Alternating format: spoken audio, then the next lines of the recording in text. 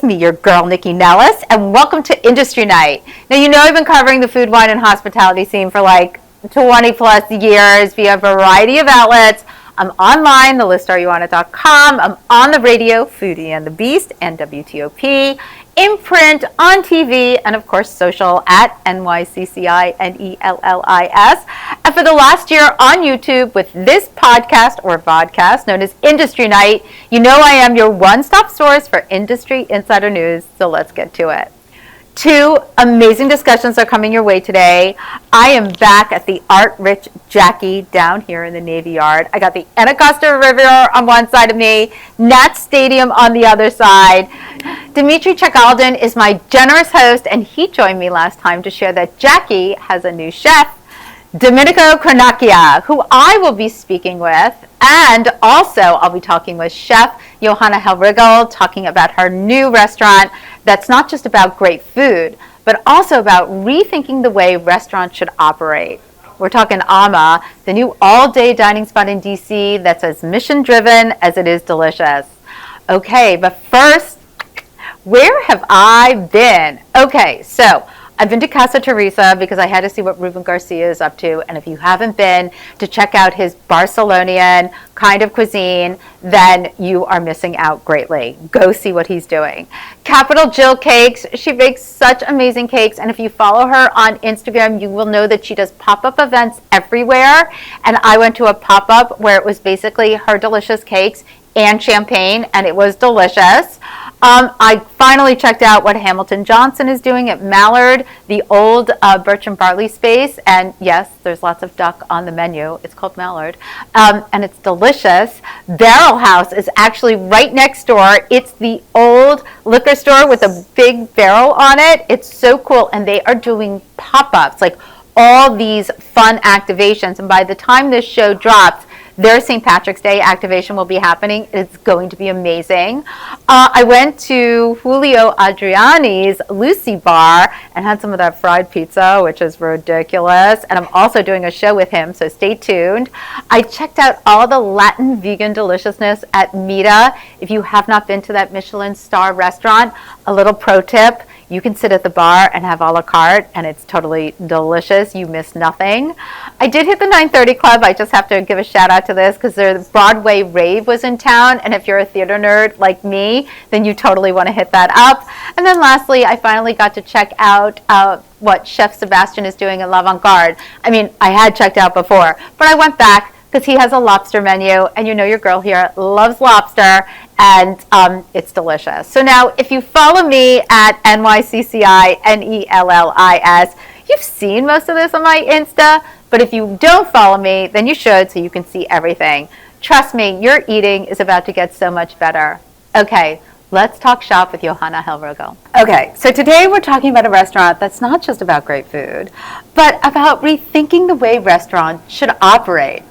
Enter Ama, the new all-day dining spot in D.C. that's as mission-driven as it is delicious. Now, at Ama, every detail is intentional, from sourcing regenerative ingredients, eliminating industrial seed oils, to cutting out microplastics and creating a more sustainable, health-conscious dining experience. It's the kind of place where indulgence meets nourishment, and proving that food can be both crave-worthy and truly good for you. Now, the visionary behind it all is none other than Johanna Hellrigl. And if you dined at Doy Moy or at Mercy Me, you already have had some of her culinary expertise. But Ama is personal for her. And growing up in her father's Michelin-acclaimed restaurants, she saw firsthand how food shapes our lives. And after losing him to pancreatic cancer, she became deeply passionate about the connection between food, wellness, and longevity. So now I'm going to bring in my good friend, Johanna Hellrigl. Hi there. Hi, thanks for having me. Thank you so much for joining me. So, I mean, I've known you, I feel like, for like at least 10 years. When were you doing the pop-ups? Yeah, I mean, we're talking about at least 9 years ago, I think, at this point. So let's talk a little bit. Your father was such a tremendous influence. I mean, I went to your father's restaurant in New York growing up. So I'd love to talk a little bit about who he was and how he sort of helped you launch. Yeah, absolutely. My father, Andreas Hellrigl, he was also known as Andrea da Merano. He was from the Alto Adige, South Tyrol region of Italy. And he was a pioneer of South Tyrolean cooking and really took it outside of the region. He also had a lot of French technique and everything else in terms of the elegance that we were seeing in the French movement at that time, and wanted to really bring that same elevation into Italian cooking. And so when he had the opportunity to move outside of Italy and open up his restaurant Palio in New York, that's really where, you know, he was able to express his love of cooking in this beautiful, elegant restaurant that I happened to grow up in. And it was beautiful to grow up with somebody who is such a force, somebody who is so well respected. I mean, there's chefs even in this city who studied under my father, and they always have such wonderful stories for me to be able to hear, because as you said, my dad did pass away when I was young, and so I did grow up in the restaurant, but I grew up mostly with the chefs that trained under him, as well as my mother running the restaurant. And so it was a really unique upbringing. Well, that must have filled you with so much information, right? Like learning some things from your dad, but also learning so much from your mom. With her having to take over, and how that informed you as well. Yeah, I mean, a woman running a restaurant that was super high performing in the middle of like that Times Square theater district in New York, and having 119 employees, having to do everything, and it wasn't necessarily a woman's world at that point. So she definitely was an inspiration for me, and somebody I look up to with how much she was able to accomplish in her career. And so at what point, because I know you weren't into food at first. No. I mean, not into food. You weren't into making food a career at first. Not at all. I mean, there were so many nights that my mom was having to bring me home at like 2 o'clock in the morning after I fell asleep in her office. There was something about growing up that way that you're like, I want nothing to do with it. So I studied at the Elliott School. I went to GW. I was working with women in democracy building and really helping women ascend into leadership roles. And I worked with women in 61 countries, and traveling around the world and not just being in a strict Italian household, I was exposed to so many cultures, so many flavors, and realizing how much, you know, food brought people together, and how you were able to get people from all different sides of the aisle to come together over a meal and really transform change. And so as much as I loved that work that I was doing, there was just something more tangible and exciting about how you could go about systemic change, but just like in a different way, that really brought me into this like obsession again with food, and probably also a way for me to connect at a certain way with my father and my upbringing. Well, with your in a different way. roots, you know, I mean, food was probably always important, not just because of the restaurant, but because of your family. Totally. Right? Like, you know, listen, there's some families that don't care about food. I don't understand it. I mean, off air, I will tell you the story about like my first like big girl date, like with a guy who picked me up in a car, and like we went out for Chinese food, and like I had only gone out for like Chinese food with my family, and we ordered everything on the menu, and everybody ate, and we all did things, and he's like, well, I'm getting this. And I was like, I don't understand what's happening here. That was the last date I went on with him. Anyway, so, okay, fast forward. You realize that you want to get back into food. You want to bring people around the table, but you want to serve your food. What does that look like for you? I think, you know, I would travel around the world. These women would take me into their homes, or they would give me some beautiful connection to why this piece of this food or what this meant for their culture. And they would show it to me, especially in like a family-oriented environment. And so then I would come home and I would just be obsessed with recreating that experience or that dish. And not a lot of times were those dishes like, this is the recipe. It was like, here are the flavors, and it was time to recreate it.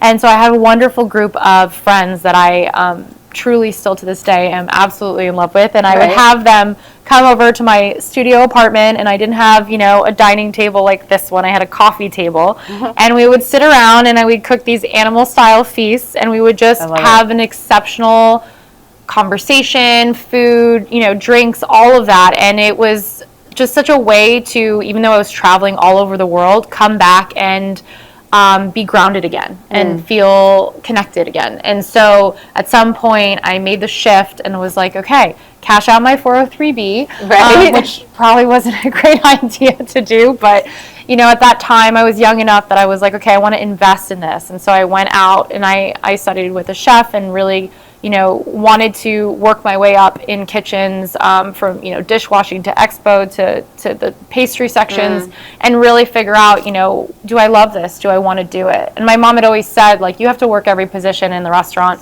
to really, truly understand if this is something you really want to do. Well, not just that, it's the best people I know in the industry are the people who've worked in every position. Yeah.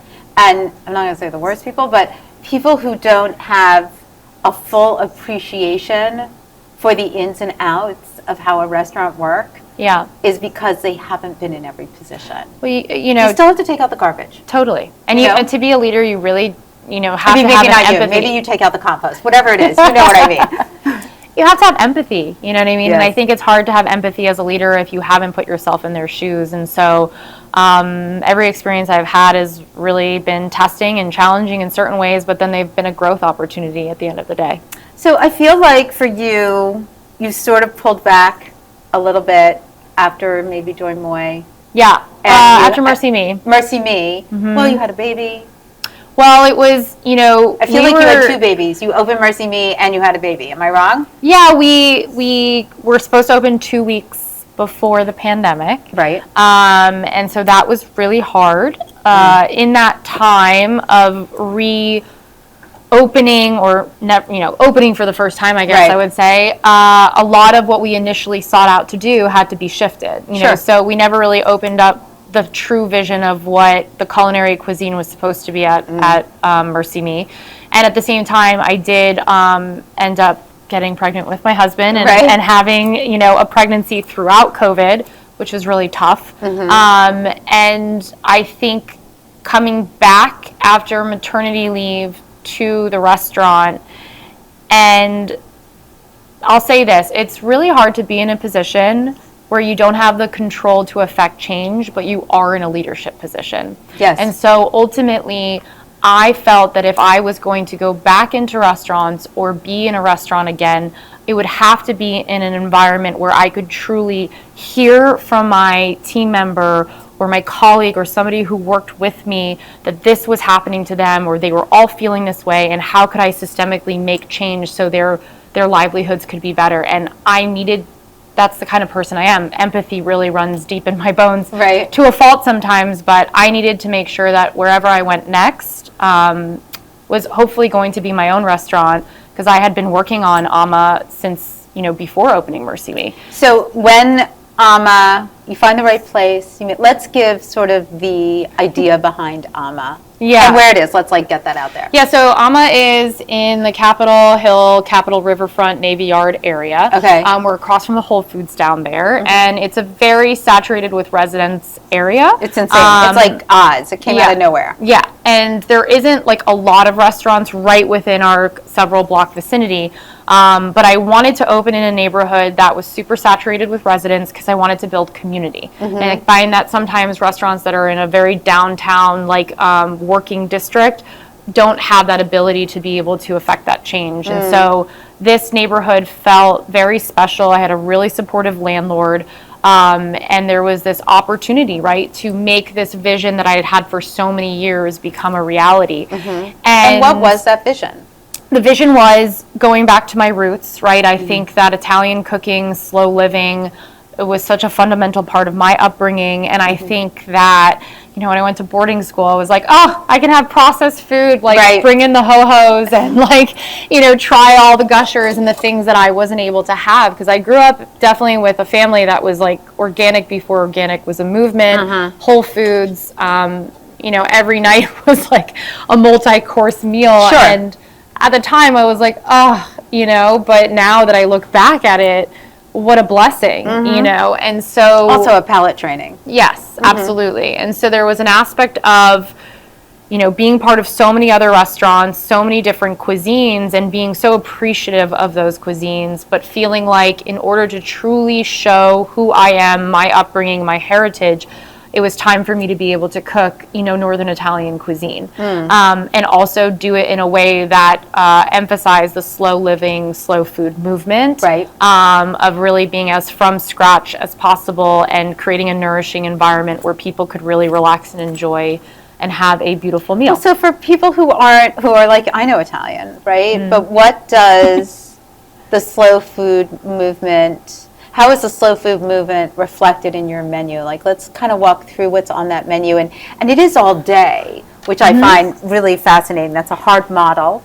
Yeah. But I feel like I do feel that it's one of those, if you build it, they will come. Do you know what I mean? They will stop by for that cappuccino in the morning and a bomboloni, and they will stop by in the afternoon for, whether it's a panini or, you know what I mean? We do the focaccia, and for me it wasn't just about creating another Italian restaurant in the city. It was also a cultural movement. This is a very cosmopolitan city. People are very well traveled, and they've been to Italy, a lot of people that they want that nostalgia from that experience, or they've never been to Italy and they have this romanticism of Italy. Sure. And so I wanted to be able to take the cultural aspect and combine that with the food aspect. And so when you're looking at northern Italy, the same place that you go for your caffè, cappuccino and cornetto. You say much better than I do. Is the same place that you go to have your aperitivo. And so when you look at it from a cultural perspective, it's not just about getting a coffee. Right. It's taking 5 minutes of your day to stand at the bar, to sit, or not sit. Most of them are standing at the bar, drinking their coffee. It's a reflective moment. Now, I will say, everybody's on their phones now, so it's it's different than how it used to be, 30 years ago.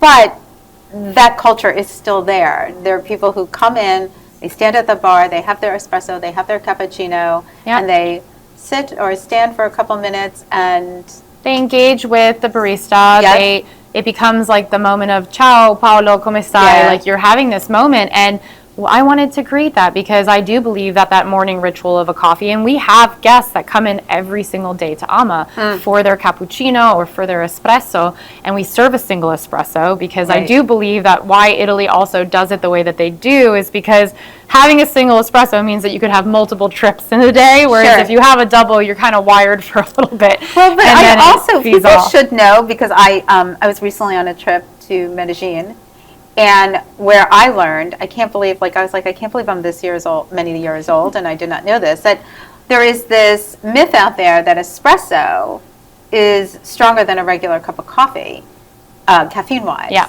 And it's not. And then when they explained it to me, because if you think about it, the water goes through so fast, like it can't extract as much caffeine as when the coffee is, sort of the water is sitting there with the coffee and then slowly drains out. I was like, that makes so much sense. Well, it's why you see Italians having an espresso at the end of their meal at night, and you're like, how can you do that? But it's a very different experience, and I have to say, I didn't drink caffeine for the longest time in the restaurant industry because it was always this you feel wired, it gives you a jolt, it's a little bit of anxiety, and I was just like, this isn't how I feel when I have a coffee in Italy. And granted, I'm more relaxed when I'm visiting family, of course, but there's this aspect of it's the ritual. And so I wanted that experience of the all day because I do believe that creating a space that you could, with the press of an elevator button, go downstairs and get a coffee, but then you could show up later and get an aperitivo in your work outfit, or you could go for a date night, or you could go for a girls,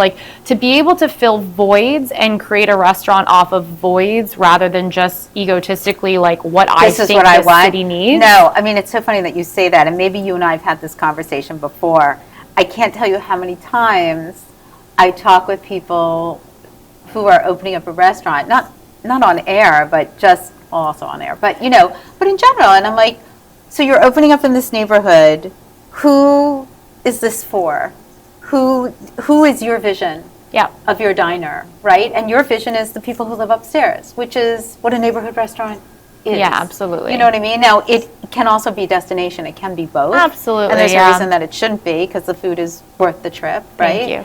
Thank you. So let's talk a little bit about the menu in the evening. Yeah. And then, you have so many missions. You have a mission behind the restaurant, and I really want to dig into some of them, because I think for some people, for me in particular, I understand a lot of what you're doing. I don't understand the math of all that you're doing, but I understand what you're doing. But there's a couple that I'm kind of like, Yeah. So we'll dig into that. Okay, let's talk about the menu upstairs. Yeah, so just to kind of say, in the daytime you can come to Ama for, coffee, any type of, we have also a lot of non-coffee options, which is great for people who don't engage with coffee. And then we do a beautiful assortment of fresh pastries, we have frittata, we have high protein options.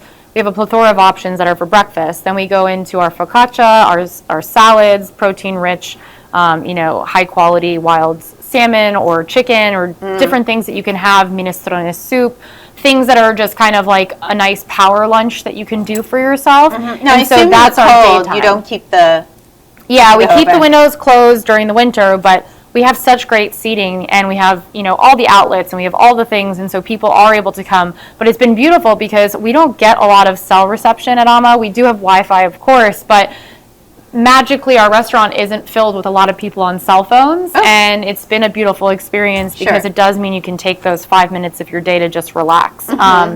And so then from there we move into aperitivo, and that's where we have different drink specials. They always come with a little stuzzichini. Like in Europe, when you go in Italy, you can never have a drink that's not served with a little something to eat. A snack. And so we serve that complimentary, and then we move into dinner service. And dinner is kind of set up in different categories because I want people to have a well-balanced meal. And so this allows people to kind of order from each section and feel like they've had a complete experience. Because in Italy, when you do go out, you're not usually just having, this is your pasta, and then you're done. Right. The portions are smaller in Italy, because and it's part of a composed meal. Yes. Exactly. I don't think a lot of Americans, if you haven't been to Italy, even if you have, we all go to lots of Italian restaurants where it's secondi, primi, pasta, and I don't think everybody understands the process. And then of course, I don't want to go down a rabbit hole, but there are these Italian restaurants that are about these massive portions, which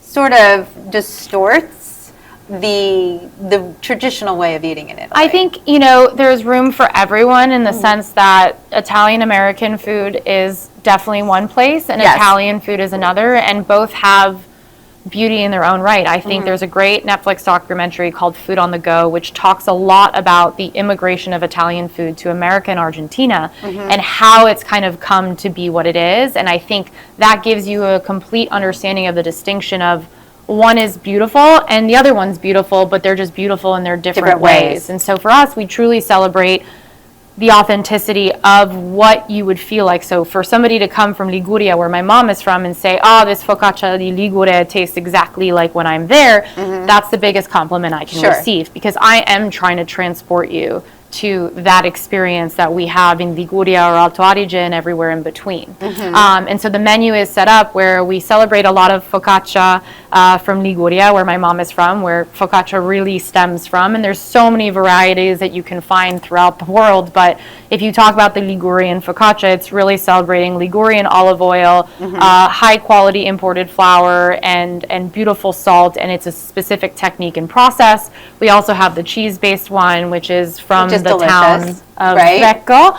And so there's parts of that to start your meal, and then we've got some stuzzichini, which are like smaller little, let's call them fried indulgences, and things that I think are the things that I want you to have maybe a little less of, so then you can enjoy everything else. We have traditional appetizers, going into different tartares, to vitello tonato, knödel, which are these bread dumplings that come from Alto Adige, where my father is from. Which is also Canedela. Yeah, it's the same thing. Knödel and knödel are the same thing. It's just because of that Austrian-German dialect that they speak. And then we have a whole section dedicated to vegetables, so you can treat them like your sides, or you can treat them like, a beautiful salad to go with your appetizers. And then we have the primi and secondi, and we have, beautiful handmade delicate pastas that are the smaller kind of portion. It's still 100 grams of pasta, but it's just a smaller way for you to be able to enjoy that before having a protein-rich entree, and going with maybe some side vegetables, because that's how I grew up, right? You really went through the courses because it's also how you get the most nutrients and, all the things that go with it. Well, to your nutrient point, let's get into sort of the mission behind the restaurant, right? So you've said multiple times, like, this is how I want you to experience. These are the things, like, I want you to nourish yourself. So you're thinking about nutrition, you're thinking about nourishment, you're thinking about all that for the diner. Yeah. So let's pull it back. Let's talk about what the mission is and sort of the strong points that are really priorities for you, and how you're incorporating that into your business model. Yeah, I think before I say the exact mission, I have to say what ama means. So ama means love, and it comes from a poem called Ama e faccio che vuoi.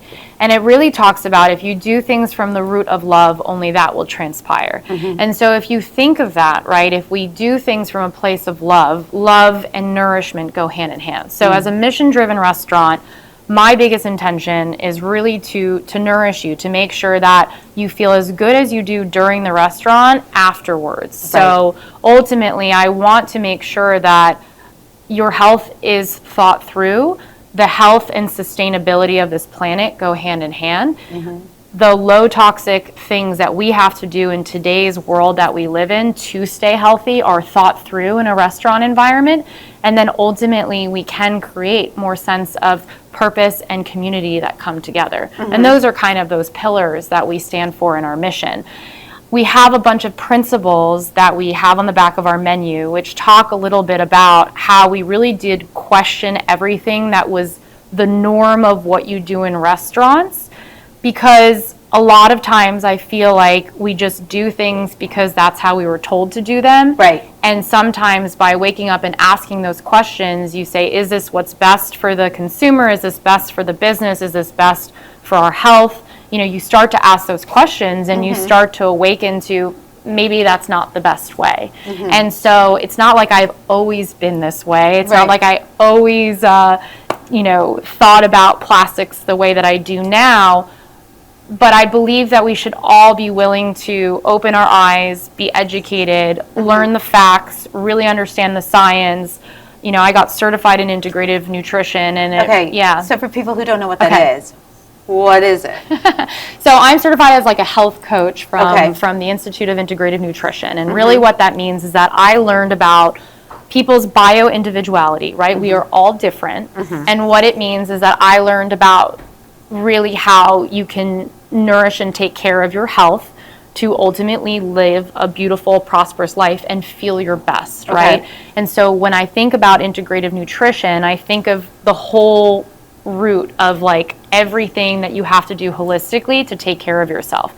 Comes down to the food, comes down to your primary foods, which aren't actually the foods you eat. It talks a lot about, you know, how joy, relationships, community, all of these things are part of it. As well as like sunlight and all of the things for your circadian rhythm. But ultimately, I've just realized that there's a lot of, there's a huge epidemic of chronic disease. There's a lot of metabolic dysfunction. There's also a ton of false information out there. Totally. Absolutely. Don't get me wrong. Processed foods, I mean, we don't have the time to go through the history how we got here in this country. With our eating and with our food, and then how we took what we bastardized with our food and then sent it, around the world. And now, there's McDonald's everywhere. There's whatever, not to. Well, it's not capitalism and deregulation. It's when we look at what we're talking about, right? What I try to do at AMA is it's not the consumer's fault. It's not the guest's fault that they want the sugary thing. They want the salt. There's so much that goes into this conversation and so many layers that have played into it. So if in my there's history. Of course. Like, you have to know the history of how we got here. I don't expect everybody to know the history, but, and neither should you, right? Not everybody's coming to the table knowing, how farmers got screwed and how the 1980s and everything. Right. Listen, that's part of what the education was, right? It was understanding how we got here. And now my biggest mission is how do I make in my small corner of the world that I can a place that really takes into the account the systemic failures and how I can be part of the change for advocating for a better food system that also impacts restaurants, and so that is a huge part of what we do at AMA. And health is wealth. I really truly believe that when you truly understand how you can feel good, right?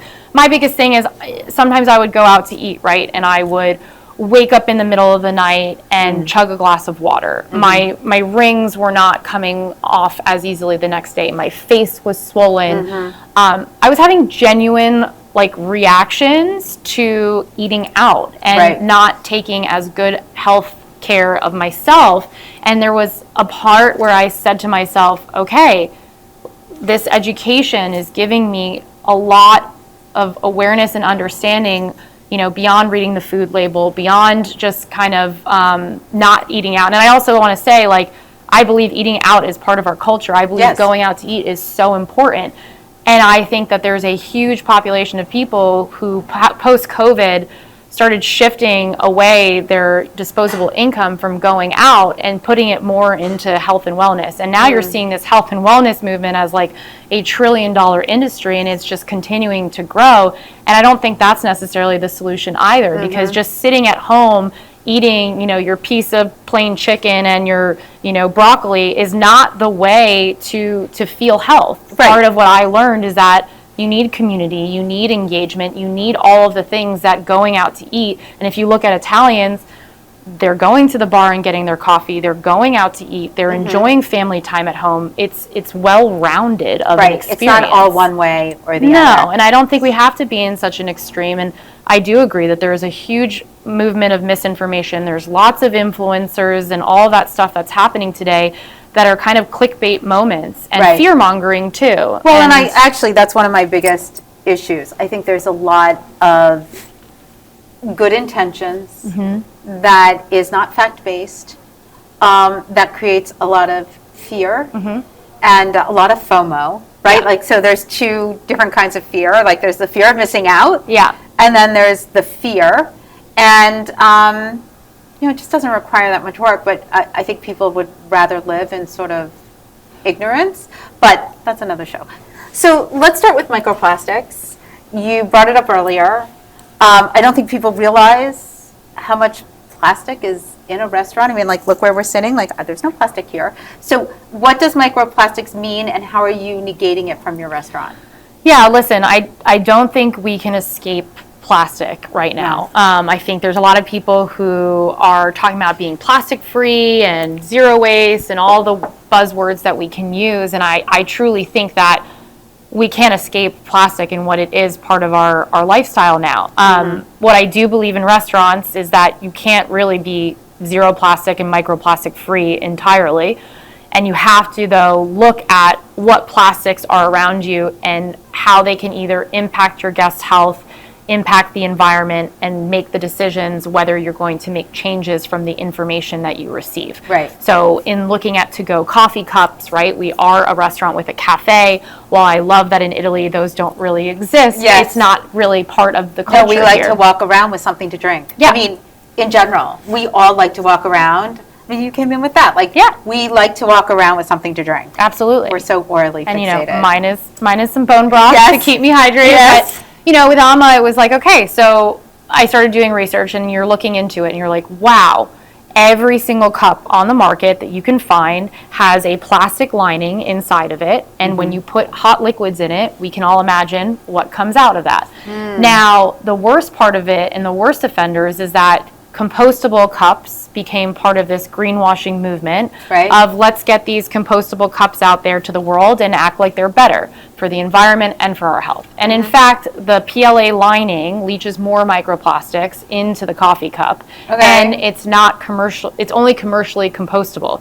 You're not going to a trash can around the street and finding a commercial composting trash can. So ultimately, we have all of these things that are done. I will tell you, those are all over Philadelphia, and they are all over Boston. I mean, people are catching up. But in D.C., when I'm looking around, I see a recycling bin, and honestly, most of the time, it's just a trash bin. So when I looked at it from... Oops. Sorry. That's okay. Yeah, they're closed. They're not open right now. Okay, they doing something. Come on. That's okay. That's what come on. Sorry. No, you're good. Okay. We're good? Okay. Okay, good. So when I started to, you know, I couldn't in good conscience be like, okay, I'm buying, you know, A2 regenerative whole milk and doing all these other things, but then I'm just going to put that coffee into that cup. So I found a beautiful company called SoFi Paper, and they do not use any linings in their cup, and their cups biodegrade in 180 days. And so that means that you can just put it in the trash can and it will decompose over 180 days. And so things like that, when I say health and sustainability go hand in hand, is that you're making a conscious decision for your health by not having a cup that's leaching microplastics, because everything in moderation at a certain point adds to a lot. big systemic overload. Okay, so I'm just going to hit you Yeah. about the math of that. Yeah. Because, I mean, anywhere you go for a cup of coffee these days, and honestly, I don't really drink coffee. I only drink coffee when I'm in Italy because it's good. It's very good. But I will at Alma, of Yeah. course. But anywhere you go, even if I go for a cup of tea, what should be, really $1.45 is now $5. Yep. So my question to you is, all of our pricing is in line with every single person in the city. so you're In not fact, charging more for I the am cup? not. Okay, And that is the thing, is that if you start to really break down the math, right. you'll realize that yes, it might be harder work because it's not coming from your broadliner that you anticipated it to come from. Sure. But if you do a little bit more of that work, or I've said to every chef, I've said, you want to go with a new cup, right? You want to become seed oil free. I'm here. I'm a resource. Like, I'm working with the environmental working group, and I'm really talking with them because that is a fact-based nonprofit organization that talks about the facts and the science. Okay, seed oil. Yeah. What? Let's talk. We don't have a ton of time, but I know. Can we give me the top line on seed oil? Like, it's sort of exhausting me. I have to be honest. So I agree tell with me. you, because to be very frank with you, I was doing it before it became this like politicized thing. It's and so I want to just politicized. be honest with you. Right. Health is a nonpartisan issue. Our children's health is a nonpartisan issue. And when I look at seed oils, and what I said to myself is, first of all, I felt the difference in my life and in my inflammation and what I looked like when I used to consume seed oils versus what I do Okay, now. what are seed oils? Explain it for the general public, So please. what I want to talk about here is that not all seed oils are created equal. I could course. eat flaxseed oil that's cold pressed, and that's extremely great for your health, right? Okay. Sesame oil 'Cause I was gonna has say, been part I of. take 3 tablespoons of chia seeds every day. Yeah, it's not necessarily looking at the seeds, right, as they are the worst thing in the world. We have to stop being in that fear-mongering world that we're kind of in right now. Okay. Not all seed oils are created equal. If you look at the industrialization of seed oils, so if you look at the government and So what are the subsidies, seeds? What are the seeds? it's not necessarily about the seeds, it's about the process, Gotcha. right? So Okay. you're talking about an expeller pressed organic sunflower oil, right, versus an industrialized canola, soybean, and corn. When you look at the most heavily subsidized crops, also being the ones that are sprayed the most with glyphosate, Pesticides, right? So glyphosate is known as a carcinogen. It is classified by the World Health Organization. Okay, so I have to say something. Yeah. I don't even know what canola is. What is canola? Well, it's the rapeseed. It's like, it is a flour technically. And what's crazy when you look at I mean, that would be soybeans like- and All of corn. a sudden, I was like, wait a second, what When you is look at canola? soybean, corn, rice bran, all of these different things that are made into oils, what I'm laughing at is look at that and how do you transfer that into becoming an oil, right? And that's the question we're not asking, right? You take cream and you churn it and it becomes butter. Right. You take the flesh and everything that you press for olives and you get- make oil. Right.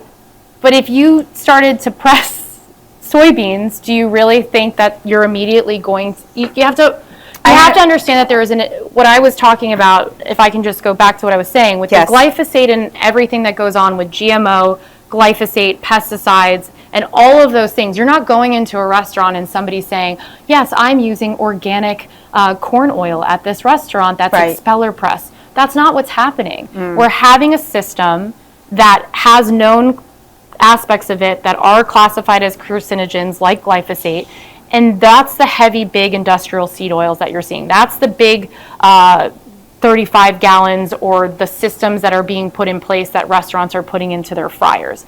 When you look at these seed oils and you look at the chemical process that it goes through, from the refinement, the hexane solvents, from bleaching to deodorizing, all of that is why I have a problem putting that in the restaurant. Okay. But on top of it, it's the way that we're using them in restaurants. Because what people don't realize is, just like doctors don't have a huge knowledge base on nutrition, chefs also don't, right? So if you're looking at the oil that a cook is putting in to a fryer, and you're waiting for them to basically say, this is now gone bad, how do you know that? the oil is already bleached and deodorized. So when you're continuing to reuse that you know fryer it because oil, when you walk into the restaurant, I mean, you and I both know, not just because of the it. smell, but like Your I wake up hair. the next morning with it in my hair. Yeah. So it's just constantly getting reused until what? It turns dark or it doesn't look like it's used. There's also products you can buy like Friclone and a filter agent that you can use to keep filtering the oil and reusing it. And so we're talking about having a rancid oil that's continuing to be used at a high heat temperature that oxidizes. And over time, you can't deny that that has health consequences. And there are research and studies that are showing the correlation of colorectal cancer and the increase that we're seeing with young populations. And I do believe that it's really important to ask yourself, if you could have the more whole, nutritious based option, the fresher and it was for your child, like that's what you would want, right? Course. And so at the end of the day, I don't believe in the fear mongering aspect of it, but I believe in like, look at the education of it, and we don't need to also gaslight people who do feel concerns about it, because if people have seen the correlation of, I stopped using seed oils and I started focusing on whole base diet, and they see the difference in their blood work and they see the difference in their doctor, then there's a great correlation for their individuality for doing that. But it's also not just the seed oils. I think what I struggle with is that people want to do, it's the seed oils, it's this, it's that. It's not just one thing. It's a lot of things that have gotten us to where we are. Right. Why I chose to be seed oil free in my restaurant is because I wanted the trust back of the consumer. A lot of people are starting to write off restaurants as a place that is not trustworthy. And I hear this a lot from the consumers that are going to our restaurant for the first time in quite some time and saying that I came to your restaurant. I'd say 90% of the people who come to our restaurant is because of our mission and principles. Wow. And they are thanking me, mothers who have faced different issues for their children's health, etc., saying thank you for creating a restaurant that makes me feel safe. And so if I'm so doing sorry. one Like, of those things, I appreciate that you have found that consumer. Yeah.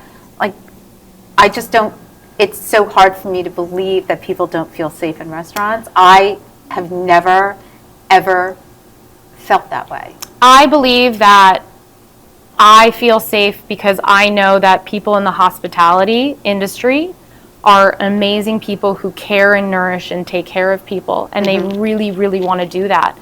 And what I'm trying to dispel by doing things the way that I'm doing it is by saying restaurants are not this fear-mongering thing that you have to fear. There are people out there who want to make good, nourishing food for you. And I believe that a lot of chefs, if they were given the knowledge base and education of doing this versus that, even if it was a little bit harder, but they figured out the math of how to make it work, they would do it. And so what I do talk a lot about with these consumers who have been eating it more at home, and it doesn't, they don't say it, to be honest with you, as like a fear-mongering thing of like, it's coming from a place of a lot of them going through a health scare or the information that I've learned is one of those things that I can't turn off now, right? And it's because I've seen the transformation in my health, my family's health, my son's health, right?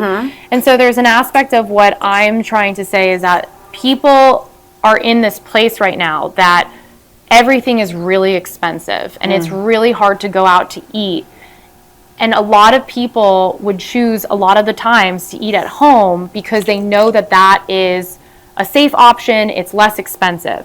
What I'm finding with the people who are coming into AMA is that they are choosing to go to AMA because of the mission and principles, because it adds value to the meal and the dining experience that they're having. And so I remember listening to the podcast that you recently did where there was talks about a $32 steak versus a $40 steak, right? And if one's this and that. And there is a lot of greenwashing out there of like, oh, this farm does this, but then it's pumped at the end. Like, there's a lot of misinformation out there too when it comes to local sourcing and what's actually great and what's not. But when people feel like they can trust that you're asking those questions on behalf of them to the farmers, you're making the extra effort to figure out, the best quality sourcing, it adds value to the guest experience. And then being mission driven makes them feel like they're part of a bigger mission and not in a like in a way of taking advantage of a guest of like, oh, we're mission driven, so Well, come it's also here. not patronizing, right? Like you're not forcing. We've all been to restaurants that have a mission that's sort of being forced upon us. And I say that as somebody who's in the hospitality industry, and I always think, if I feel this way, I can't imagine what like the layperson really thinks. So that's what I kind of love about it. It's mothering without being overindulgent.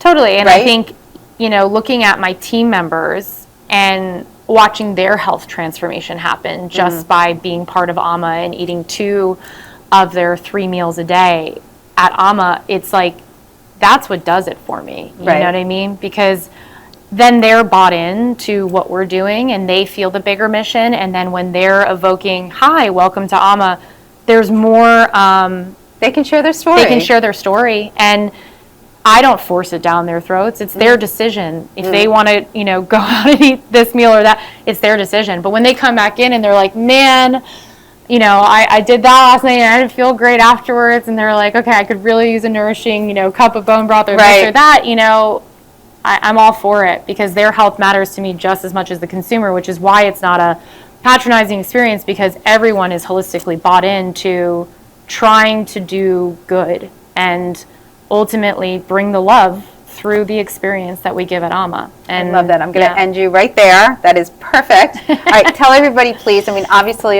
it'll be in the show notes where AMA is and where we can find you on Insta. Yeah, so I am, you're going to have to see it because my name is too long, Chef Johanna Hellrigl, and then it's amarestaurant.bar on Instagram.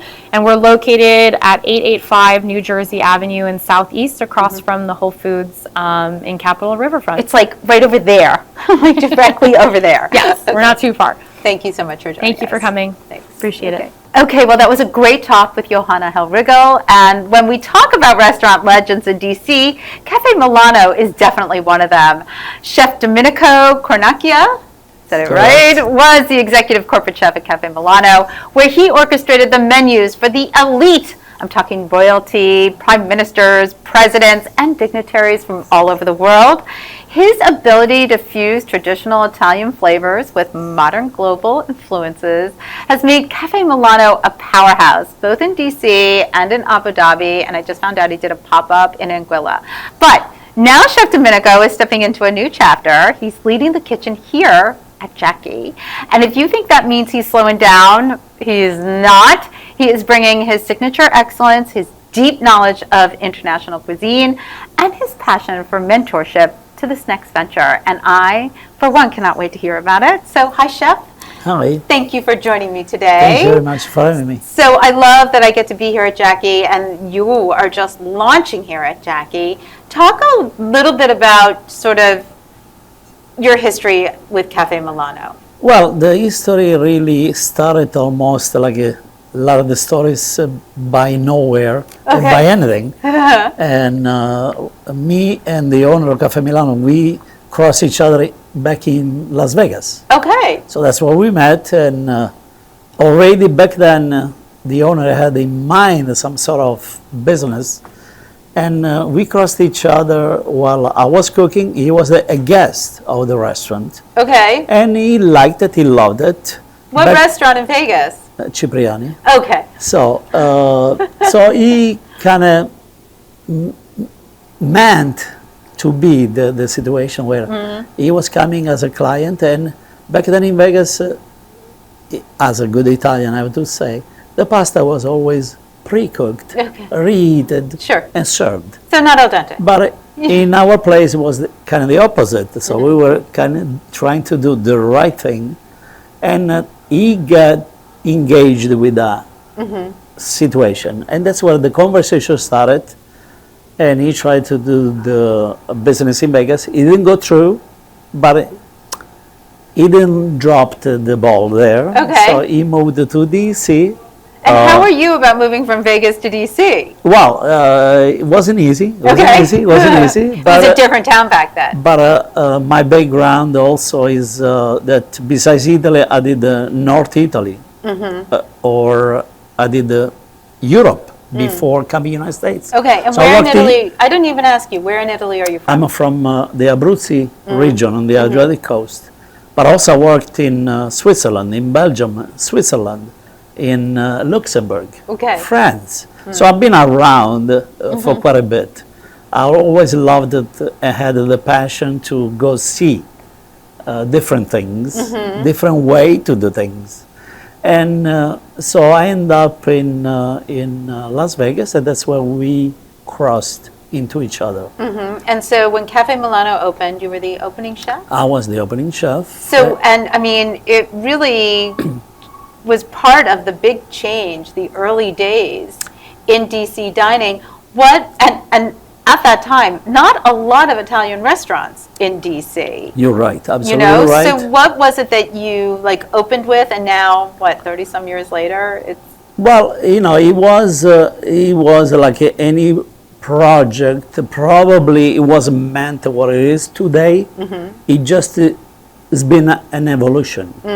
Okay, so years after years after years, very smartly, very diligently, we modified, we changed, we adapted To the tastes and the times? to the crowd, and it became what it is today. Yes, I mean, it is an institution here in DC, but now you're stepping away a little bit in that you're going to be cooking here at Jackie. Yes. So what is it about this restaurant? What brought you over here? And how are you going to reinvent the menu here? Well, as a chefs, I think, and I hope I can be a good ambassador for all the chefs, but we always have this instinct in us to never stop.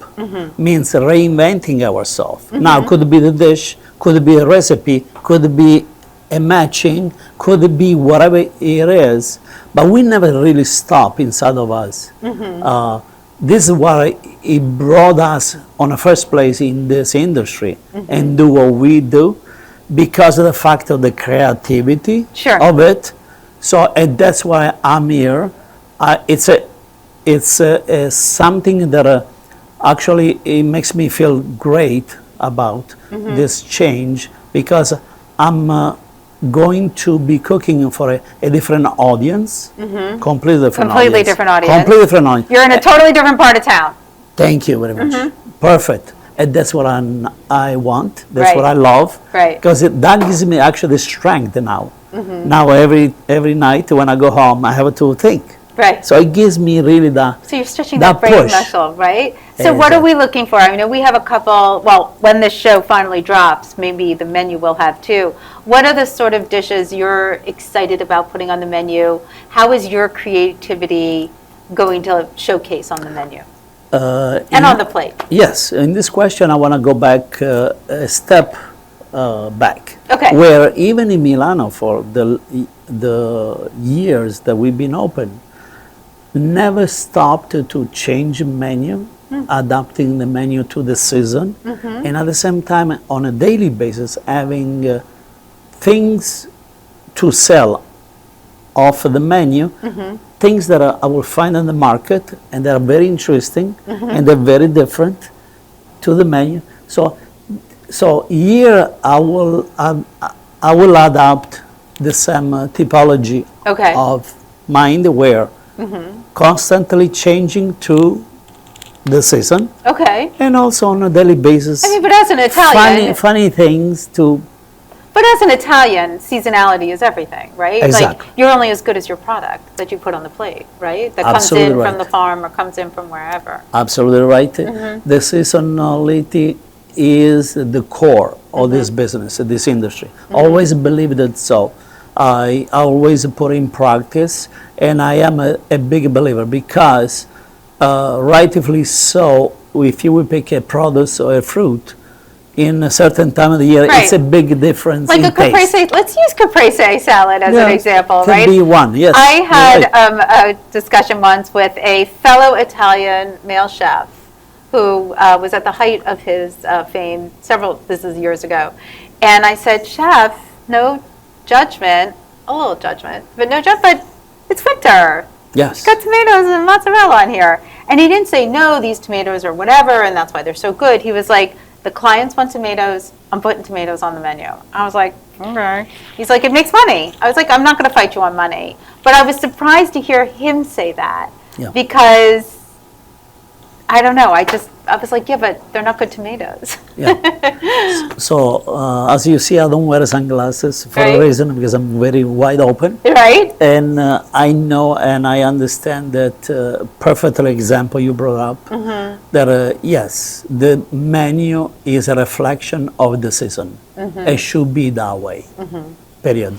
I believe that there is many other things that can match with a wonderful piece of mozzarella. Sure. Because in this case, Right? With the caprese. that's what the caprese has. Uh-huh. I think the mozzarella meets many other Right. partners along the way. Agreed. And so what can we look forward to? Can you Well- give us a little inside your little brain Well, there? again, since I'm coming in a completely different area, first of all, I want to say that we going to have a value for the neighborhood. Okay. Okay, we understand the neighborhood. I mean, I've been living in D.C. for the last 35 years almost. Okay. So I understood and I saw it, the progression and the changes that has been happening all over the city.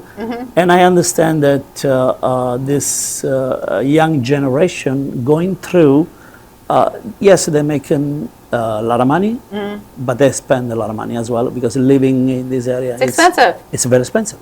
So we going for value with great quality. I love that. And that's what I wanted to really bring. That's why I embrace this challenge, because it is a challenge. I could easily stay there for the next 30 years and nobody will tell me anything. Right. But you know what? Actually, no. Life is about something else. Sometimes the changes are good. Right. They're nice to embrace, because it just keeps us going. I retain myself an artist, being a chef, because I'm creating, I'm matching colors, flavors, and so forth and so on. And being in this environment, actually in the midst of this younger generation, makes me feel even younger. And so I just love it. All right. Well, we can't wait to see what you do, Chef. Thank you so much for Thank joining you us so today, much. and thank you for having us here at Jackie. Thank you. Thank you very much. Well, that was a really fantastic show. I mean, I had two different Italians on the show doing two very different things. You can totally go down a rabbit hole with Johanna Hellrigl, obviously, because not only is she putting amazing food on the plate, but she's so intentional and thoughtful about what's going on the plate and why. And go to her website, check her out, and follow her. Obviously, she's worth the follow, because she is really doing incredible things. And I'm definitely the beneficiary of her knowledge, and I think a lot of other people are too. And then, of course, being here at Jackie, we're so grateful to the team here for hosting us.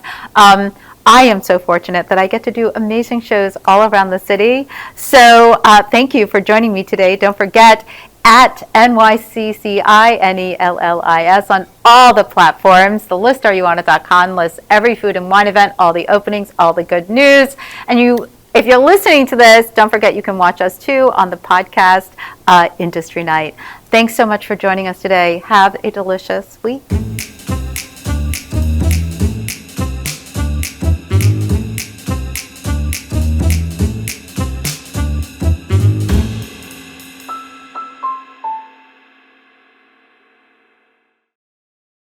Produced by Heartcast Media.